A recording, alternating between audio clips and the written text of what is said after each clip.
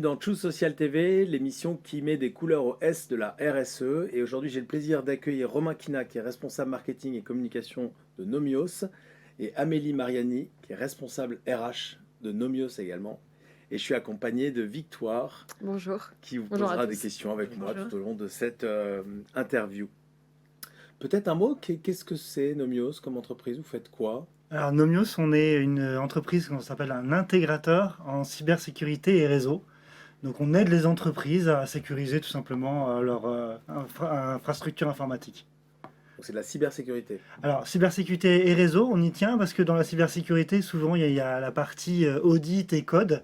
Nous, on est beaucoup plus sur la partie infrastructure. Donc très classiquement, c'est les firewalls par exemple qu'on apporte aux entreprises. Donc des profils hyper pointus, très difficiles à trouver. Exactement. École d'ingénieur, profil IT, spécialisé sur la partie réseau et sécurité. Donc à la fois un marché hyper porteur et en même temps, Hyper votre tendu. enjeu est très tendu en termes de recrutement. Vous êtes combien de personnes? On est 230 actuellement. Et je crois qu'une croissance de 25% par an de salariés. Tout à fait. Comment vous les trouvez, ces profils? Comment vous les attirez? Alors, on a une politique de recrutement qui est assez diversifiée. On est sur toute la partie, une politique axée sur les jeunes, avec un recrutement via des écoles d'ingénieurs où on prend des stagiaires en fait en stage de fin d'études. Et avec un taux, aujourd'hui, on en est fier de 100% en fait de stagiaires recrutés en CDI. Donc ça passe par 100% des stagiaires que vous recrutez restent chez vous chez nous en CDI. Ouais, donc ils Tout font à des fait. super stages ou... C'est des stages de fin d'études de 6 mois, D'accord. école d'ingénieur, donc bac plus 5.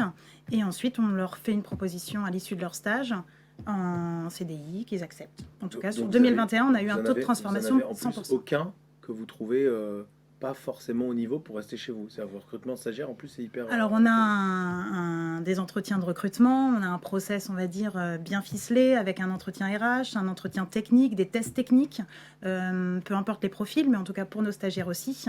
Et ça nous permet, en fait, de recruter, on va dire, jusqu'ici, les meilleurs. Et donc, on a après un accompagnement vraiment spécialisé pendant les 6 mois et avec un recrutement à la clé. Puis j'ai l'impression qu'ils font déjà, pas vraiment un stage, mais ils sont déjà insérés dans l'entreprise. Tout à fait. Nous, au bout d'un mois, on sait presque plus qui est stagiaire, pas stagiaire. Alors, ils vont moins chez les clients parce qu'ils sont stagiaires, mais on a des tâches en interne qui sont de niveau d'ingénieur. Donc, ils sont très vite mis dans le bain. Puis on a une forte politique d'intégration. Donc ils sont vraiment intégrés au même titre que les ingénieurs déjà en place. Vous avez beaucoup de cooptation aussi. Je crois que c'est un Tout à levier qui fait. Donc, fonctionne on très a très bien pour recruter. Une politique pour les jeunes. On a aussi un fort taux de cooptation, puisque sur 56 recrutements l'année dernière, on a un taux de 34% de cooptation. Donc c'est vraiment le recrutement, et c'est vraiment un vrai levier, la cooptation, pour notre politique de recrutement. Donc si on dézoome un peu, donc vous avez aussi, je crois, et c'est assez important pour les jeunes et les moins jeunes d'ailleurs, vous avez une politique RSE qui est très structurée autour de 5 axes. Vous pouvez nous en dire quelques mots de cette Alors politique RSE? effectivement, donc la politique RSE tourne autour de 5 axes. On a toute une partie gouvernance et pratique responsable. On va avoir également la partie sur les collaborateurs et la confiance et le respect auprès de ses collaborateurs. On va avoir là sur l'impact également environnemental. On va également ça va tourner autour aussi de la réinsertion et du handicap et le mécénat. Donc c'est les 5 axes qui font notre politique RSE. Alors peut-être si on n'aura malheureusement pas le temps de tout voir en Bien détail, mais en termes de gouvernance et de pratique responsable, vous pouvez nous dire un petit mot justement sur cette partie? Oui, alors c'est organisé surtout par rapport à nos partenaires. Donc on est entre autres revendeurs en fait de solutions informatiques, de solutions de cybersécurité. Et le choix de nos partenaires est très important. Donc on va vérifier effectivement quelle est leur politique à eux en interne, quelle est leur politique aussi de ressources humaines, de leur santé financière. On n'a pas envie de de mettre en danger des entreprises qui vont aller travailler avec nous, et le partenaire sont des partenaires très très forts parce qu'on va ensuite aller avec eux chez nos clients. Donc c'est vraiment une part de l'image de Quand on dit l'entreprise. partenaire, c'est des fournisseurs. Alors c'est ça, c'est des fournisseurs, mais je fais exprès de dire partenaire Ouais. parce qu'on est vraiment à la vie à la mort avec eux. Ouais. Les plus connus, hein, c'est Fortinet, Cisco, voilà, donc c'est des très gros partenaires, souvent américains, rarement français malheureusement dans la cybersécurité. On n'est pas bon en France ou en retard par rapport aux Américains sur ces On est sujets-là. un peu en retard en conception. On n'est pas forcément en retard en service et en cerveau. Mais en produits, oui, il y a malheureusement assez peu de produits encore en cybersécurité. Bon, très classiquement, hein, c'est les Israéliens et les Américains qui lead le sujet. Donc vous êtes regardant sur la qualité des partenariats que Exactement. vous établissez avec eux. Est-ce qu'ils ont eux-mêmes des pratiques RSE qui sont au niveau de vos attentes chez Nomios? Alors c'est souvent des pratiques RSE dictées à l'américaine, hein, donc Ouais. c'est des grands, c'est des choses on doit signer nous-mêmes en disant oui, on se comporte correctement, etc. D'accord. Mais de fait, c'est vraiment un partenariat humain. Donc c'est aussi certaines personnes avec qui on sait dans le passé, on n'avait plus envie de travailler. Voilà. Et donc on choisit aussi nos partenaires. C'est déjà arrivé que vous supprimiez un partenariat avec, je sais pas, vous avez Ou qu'on peut-être pas n'en cité, prenne mais- pas. En tout cas, qu'on n'en prenne pas, oui. D'accord. C'est déjà arrivé parce qu'on savait que les pratiques n'étaient pas conformes à notre. Alors quoi, par exemple? Alors, c'était des pratiques commerciales et puis vis-à-vis de leurs employés aussi. Donc vous avez La regardé façon de aussi rémunérer. En fait, on est quand même très proche des gens avec qui. Des gens qu'on distribue. Et donc, on se rend compte si les gens sont bien traités ou pas. Ils viennent vivre aussi chez nous. Une façon d'être partenaire, c'est de faire des événements, par exemple, pour rencontrer nos employés. D'accord. Quand on fait un événement avec un partenaire, c'est pas pour rencontrer un groupe de sales ou un groupe d'ingénieurs, c'est pour rencontrer l'ensemble des employés. Et donc ça, c'est important pour nous. Alors deuxième pilier de votre politique RSE, c'est les relations entre les collaborateurs, avec les collaborateurs, que vous qualifiez de basées sur le respect et la confiance. Vous pouvez nous en dire un mot? Comment vous faites vivre ça? Ça passe par plusieurs choses. La première, c'est les valeurs humaines que prône l'entreprise, avec la culture d'entreprise basée sur vraiment la confiance, l'engagement, le respect, la bienveillance, mais aussi l'expertise de par notre métier. Donc ça, c'est quelque chose qu'on essaye de partager à nos collaborateurs. Ça passe par le biais de suivi individuel RH. Ça, je crois que vous avez mis le paquet là-dessus. Oui, C'est vraiment c'était un gros axe de vraiment... votre politique c'est une de RH. mes missions, moi première, dans le cadre de mon arrivée chez Nomios en 2020. Et donc, on a un vrai suivi individuel RH. Ça passe par... Ça commence par le process d'intégration. Quand on intègre des personnes, on a 2 suivis individuels RH pour en fait être sûr que les attentes du collaborateur sont respectées, mais également les attentes en fait de nous employeurs et que toute la période d'essai se passe bien. Mais ça passe aussi pour les collaborateurs déjà en place avec un suivi individuel, on va dire annuel, puisqu'aujourd'hui avec 230 collaborateurs, forcément ça tourne, donc on ne peut pas voir tout le monde, mais ça la demande. Il y a des choses formalisées, il y a des choses moins formalisées. On est vraiment à l'écoute du collaborateur et donc on répond à ses attentes en lui proposant un entretien tous les ans, en plus de l'entretien annuel. Parmi vos valeurs, j'avais noté l'expertise, comme vous l'avez cité, mais aussi la simplicité, la fiabilité, l'accessibilité, la productivité et l'énergie. Donc ça, c'est des valeurs que vous mettez en place au quotidien et que vous attendez aussi des personnes que vous allez recruter, j'imagine. Tout à fait. Dans notre politique de recrutement, on va dire que le critère premier, bien évidemment, il y a la compétence, l'expertise, mais ça va être aussi avant tout un savoir-être, que la personne en fait corresponde à nos valeurs et puisse en fait adhérer à notre mode et à notre culture d'entreprise. Et la politique RSE dont on parlait, est-ce que vous sentez que vos collaborateurs ils sont engagés avec celle-ci? Parce que du coup, vous en attendez de la part de vos clients dont vous parliez.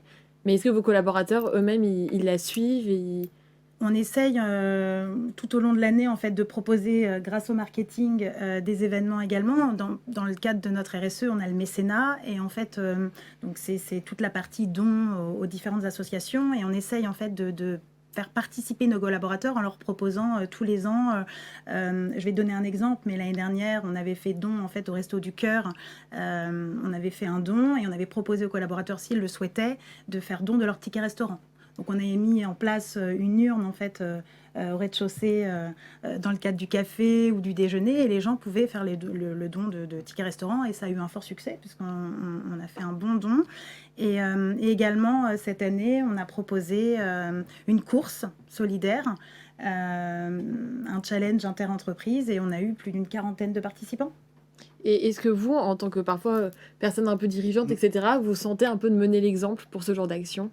Est-ce que vous dites, bah voilà, cette course aussi, on va peut-être y participer, comme ça on peut... Et ça a été le cas. Ça a été le cas. Oui, c'est important. Ouais. C'est vraiment à tous les étages. Et je rebondis aussi sur l'entretien individuel, par exemple. L'entretien individuel RH, moi aussi je l'ai, l'entretien individuel. Tout à fait. Il doit y avoir juste le CEO qui ne l'a pas, mais tous les gens en dessous l'ont. Parce que Ils l'ont à leur demande ou ils l'ont systématiquement? Ils l'ont Donc ils systématiquement. ont systématiquement un entretien avec leur manager et systématiquement Exactement. avec... Tout à fait. Parce qu'on ne dit pas la même chose en fait. Non. C'est ça. On dit, en fait, on a des retours via la RH, on a aussi des retours en tant que dirigeant de tous les employés. Par exemple, pour la communication, on a beaucoup évolué en communication en fonction des retours qu'Amélie a pu nous faire de ce qu'elle a entendu dans les entretiens. Ça fait un peu peur aux managers que leurs collaborateurs aient un autre entretien avec une autre personne. Non, parce que c'est vu c'est fait sous un autre axe en fait. Le manager va vraiment avoir un suivi régulier avec ses équipes. D'ailleurs, on a un management de proximité qui est assez fort chez nous puisque on a des petites équipes de 6 personnes. Donc chaque manager s'occupe de 6 personnes. Donc ça permet un suivi régulier vraiment sur la partie projet, sur la partie mission, donc vraiment axé sur les compétences. Et moi, je vais arriver derrière sur la partie équilibre vie professionnelle, vie privée, sur les attentes que peut avoir le collaborateur dans ses projets, mais pas que, c'est également dans son poste chez Nomios. Et donc, ça permet derrière de faire des retours au manager sur des points sur lesquels il n'aurait pas pu forcément voir quelque chose, et en même temps mettre en place, comme le disait Romain, pour d'autres services, comme la communication ou le marketing, un manquement quelque part ou des attentes des collaborateurs, et mettre en place des choses comme pour les nouveaux arrivants. L'année dernière, on a mis en place le livret d'accueil.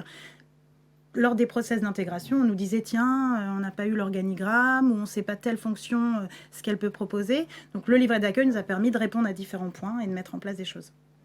Comment on motive? C'est quoi le driver de motivation des ingénieurs en cybersécurité? Qu'est-ce qui les fait rester chez vous? Qu'est-ce qui les fait vibrer?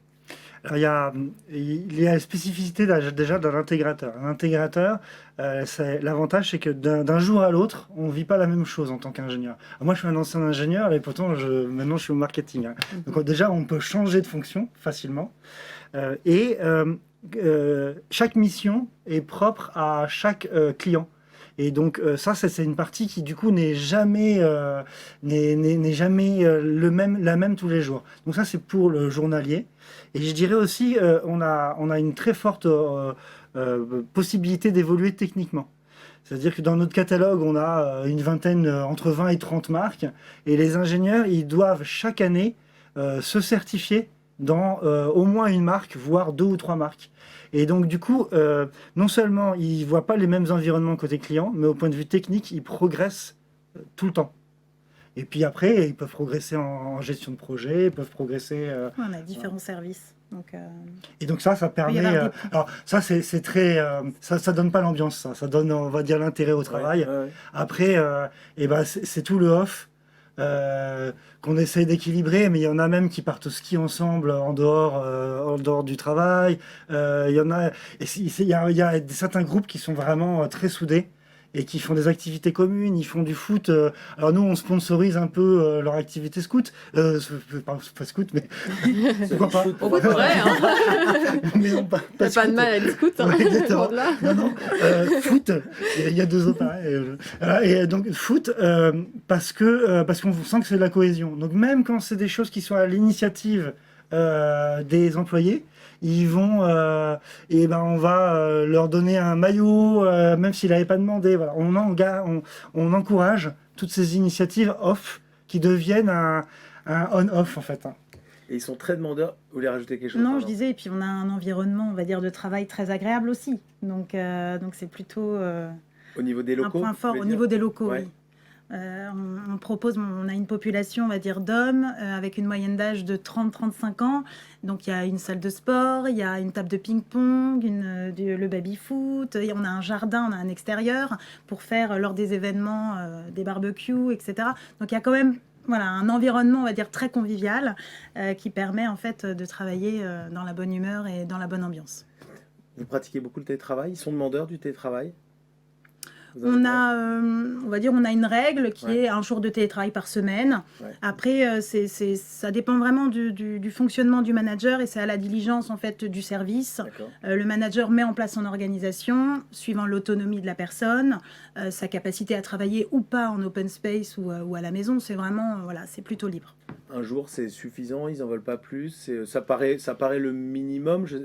Alors, on pourrait avoir tendance à penser qu'il y a plus de télétravail dans vos métiers. Non, mais ça dépend des périodes, des profils. Quelqu'un qui est sur un énorme appel d'offres et qui a besoin d'être très concentré, il va peut-être rester chez lui. Quelqu'un qui habite très loin, pour son bien-être, justement, pendant les entretiens, on se rend compte que c'est mieux de faire 2 ou 3 jours.